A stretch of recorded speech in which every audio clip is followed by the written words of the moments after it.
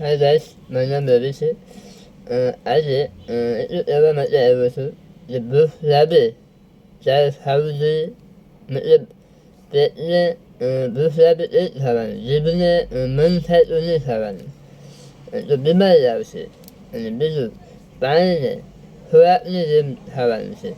પાણીને મોઢામાં મમરાવવાનું અને પછી અંદર ઉતારવાનું.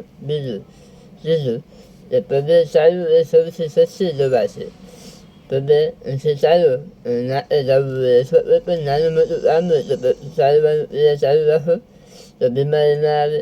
અને પેટ તમારું ફૂલ ભરવાનું નહીં, 80% પેટ ભરવાનું, જેથી કરીને આપણે અપચો ન થાય, ગેસ ન થાય, કબજિયાત ન આવે અને પાચન સારું થાય. 80% પેટ ભરેલું હોય તો પાચન સારું થાય. અને સૂર્ય દાદા ઉગે એ પહેલાં આપણે ઉઠી જવાનું, સવારમાં ઉઠી જવાનું. અને બીજું કે મનને શાંત રાખવાનું, તો તંદુરસ્તી સારી રહેશે. મગજને મતલબ ગુસ્સો ન આવવા જેવું, હાલતા ચાલતા મનને શાંત રાખશો તો તંદુરસ્તી આવશે.